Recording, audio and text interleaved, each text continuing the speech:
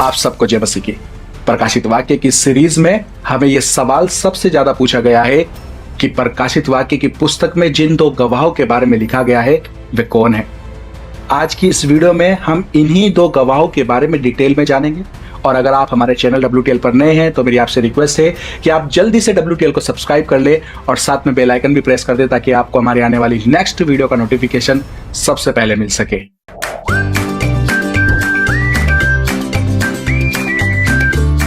WTL जो कि एक इंडिपेंडेंट मसीह मीडिया है जहां पर आप मसीह न्यूज, बाइबल सवाल जवाब और संडे सर्विस से जुड़ सकते हैं। और अगर आप हमारी इस इंडिपेंडेंट मसीह मीडिया को सपोर्ट करना चाहते हैं तो आप हमें ज्वाइन भी कर सकते हैं या डिस्क्रिप्शन में दिए गए नंबर पर गूगल पे भी कर सकते हैं।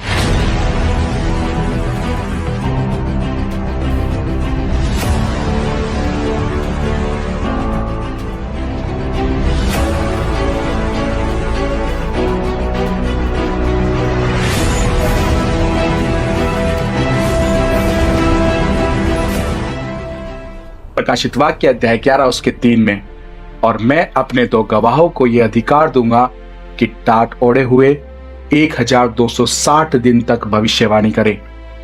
देखिए, मुझे ये बहुत पसंद है उन बातों के बारे में बात करना जो होने वाली है, वो भविष्यवाणियां, क्योंकि मैं यीशु के दूसरे आगमन की बेसब्री से प्रतीक्षा कर रहा हूं। मेरा मतलब है, अगर आप एक नए जन्मे मसीह हैं तो आप भी ऐसा ही करते होंगे। नहीं, हम इस संसार में हैं लेकिन इस संसार का हिस्सा नहीं है। हमारा घर यीशु मसीह के साथ है।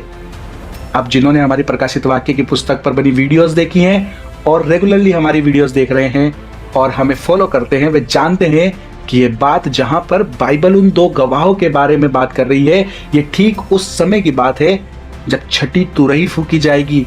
राइट, कलेश के समय और 7वीं तुरही फूकी जाने से ठीक पहले, जो ये घोषित करता है कि अब यीशु मसीह राज्य करने जा रहे हैं। प्रकाशित वाक्य अध्याय 11 उसके 15 में, और जब 7वें दूत ने तुरही फूकी तो स्वर्ग में इस विषय के बड़े बड़े शब्द होने लगे कि जगत का राज्य हमारे प्रभु का और उसके मसीह का हो गया।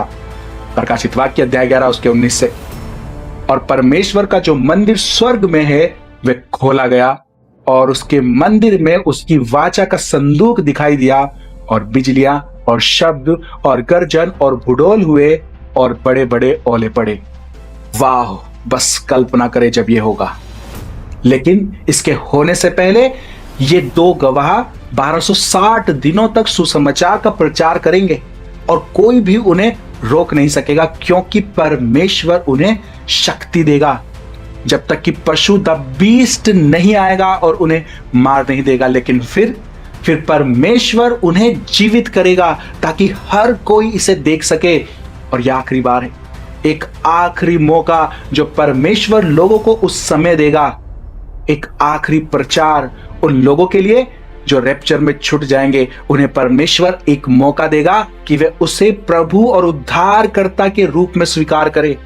इसे आप मेरे साथ पढ़िए। पद 5 कहता है, प्रकाशित वाक्य अध्याय 11 उसके 5 से 9, इन्हें अधिकार है कि आकाश को बंद करे कि उनकी भविष्यवाणी के दिनों में महीना बरसे, और उन्हें सब पानी पर अधिकार है कि उसे लहू बनाए, और जब जब चाहे तब तब पृथ्वी पर हर प्रकार की विपत्ति लाएं।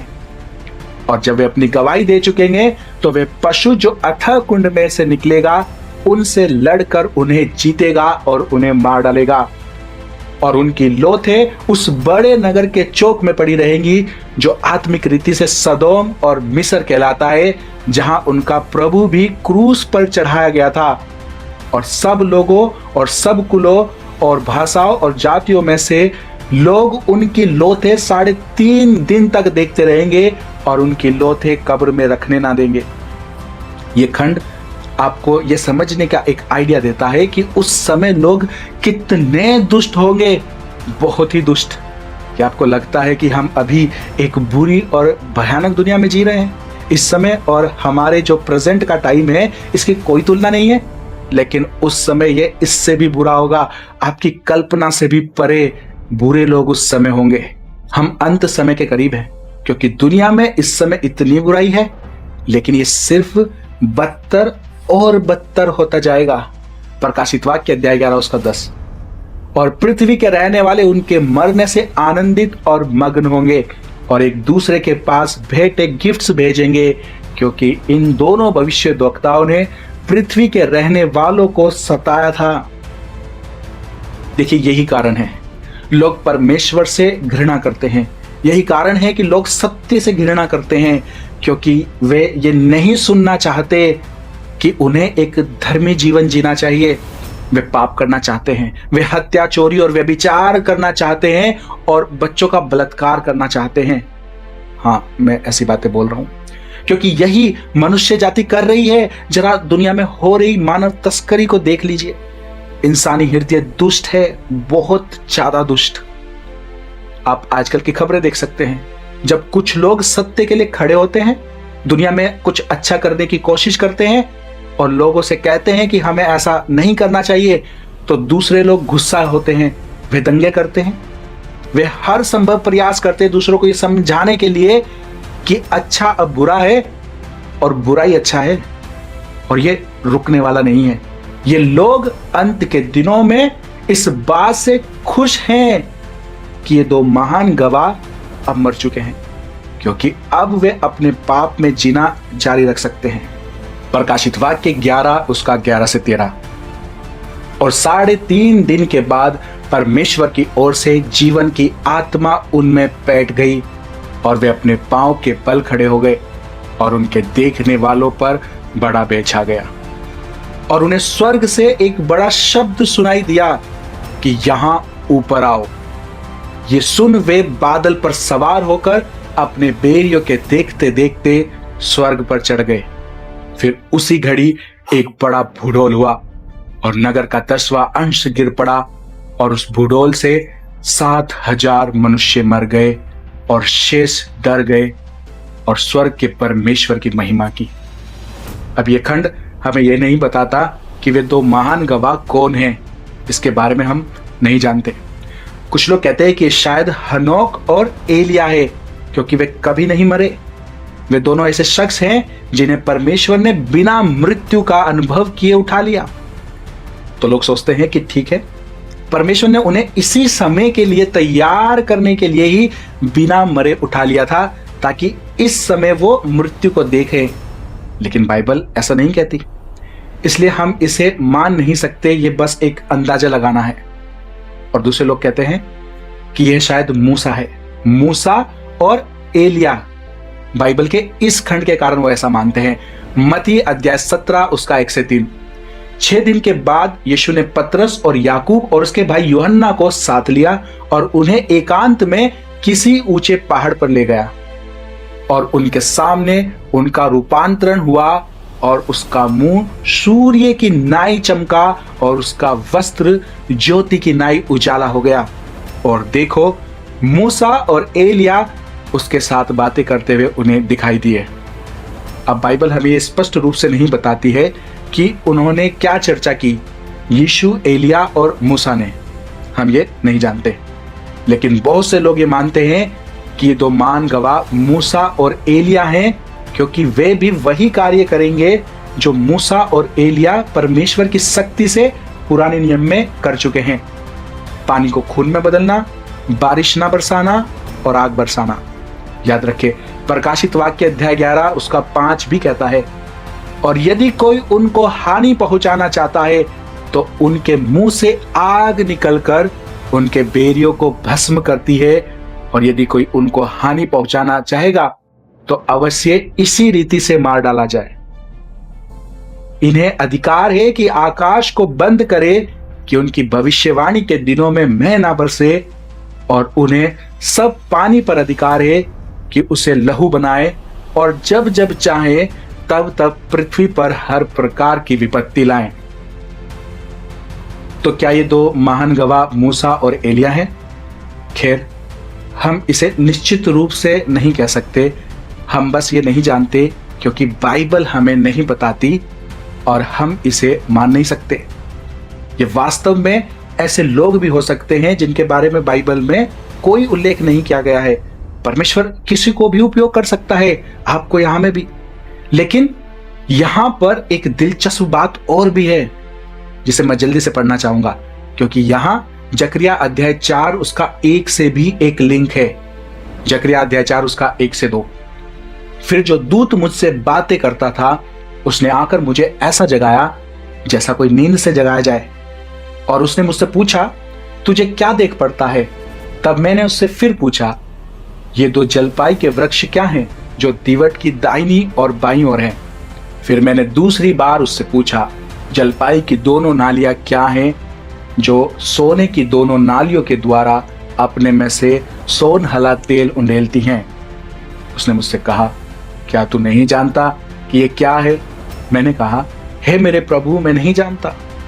तब उसने कहा, इनका अर्थ ताजे तेल से भरे हुए वे 2 पुरुष हैं जो सारी पृथ्वी के परमेश्वर के पास हाजिर रहते हैं। उस समय 2 अभिषिक्त व्यक्ति यहोशू और जरुब्बाबेल हैं, एक राजा और एक याजक। और नए नियम में भी यूहन्ना प्रकाशित वाक्य की पुस्तक में जकरिया से उदाहरण देता है। वह उन्हें महान 2 गवाहों के रूप में वर्णित करता है। यह आपको लिंक दिखाई दे रहा है। वह उन्हें 2 दीवटों के रूप में वर्णित कर रहा है। वे जैतून के वृक्ष जिन्हें परमेश्वर अपनी शक्ति से उपयोग करने का अधिकार देता है, उसकी शक्ति उनके माध्यम से प्रवाहित होती है ताकि परमेश्वर अपनी इच्छा और उद्देश्यों को पूरा कर सके। लेकिन हम अभी भी नहीं जानते कि ये 2 महान गवाह कौन हैं।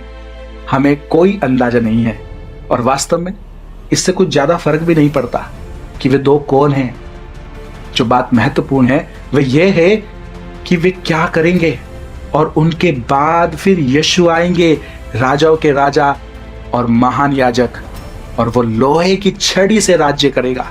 प्रकाशित वाक्य अध्याय 19 उसका 16। और उसके वस्त्र और जांघ पर यह नाम लिखा है, राजाओं का राजा और प्रभुओं का प्रभु।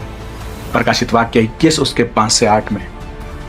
और जो सिंहासन पर बैठा था उसने कहा कि देख, मैं सब कुछ नया कर देता हूं।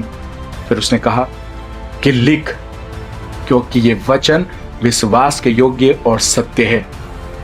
फिर उसने मुझसे कहा, ये बातें पूरी हो गई हैं। मैं अल्फा और ओमेगा, आदि और अंत हूं। मैं प्यासे को जीवन के जल के सोते में से सेत मैत पिलाऊंगा। जो चे पाए वही इन वस्तुओं का वारिस होगा, और मैं उसका परमेश्वर होऊंगा और वह मेरा पुत्र होगा। और डरपोकों और अविश्वासियों और घिनौनों और हत्यारों और व्यभिचारों और टोहनों और मूर्ति पूजकों और सब झूठों का भाग उस झील में मिलेगा जो आग और गंधक से जलती रहती है। यह दूसरी मृत्यु है। क्या आप तैयार हैं? यह वह भविष्य है जिससे हम बच नहीं सकते। ये होने ही वाला है। सभी पुराने नियम की भविष्यवाणियां वे सभी पूरी होंगी। कई पहले ही पूरी हो चुकी हैं, लगभग 300 से ज्यादा।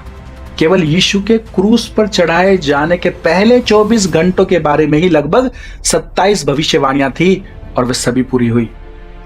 और एक बात ध्यान से सुनो, क्योंकि घड़ी की हर टिक टिक हमें अंत के समय के और करीब ला रही है, और इससे पहले भी आप मर सकते हैं। पर क्या आप तैयार हैं? मैं तो निश्चित रूप से तैयार हूं।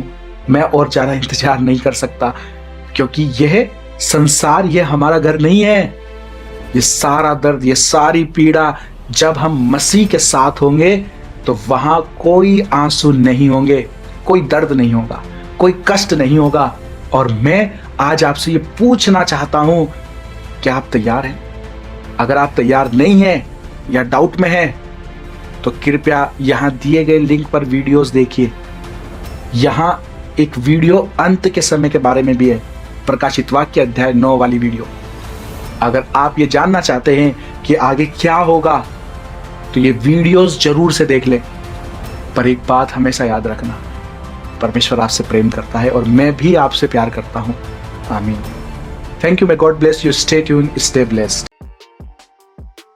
एक और बात जो मैं आपके साथ शेयर करना चाहता हूं कि हमारे जैसे चैनल्स पर YouTube एड्स का रिवेन्यू लिमिटेड कर देता है। मतलब कि एड से कोई भी खास इनकम नहीं होती है, इतनी भी नहीं कि एक्सपेंसेस भी निकाले जा सकें, और स्पॉन्सर्स हम जैसे चैनल्स को मिलते नहीं हैं। तो अगर आप चाहते हैं कि हम इसी तरह से वीडियोस को रेगुलर बना सकें और अपनी इस सेविकाई को ईमानदारी से कर पाएं, तो हमें आप मसीह भाई बहनों की सपोर्ट की जरूरत है।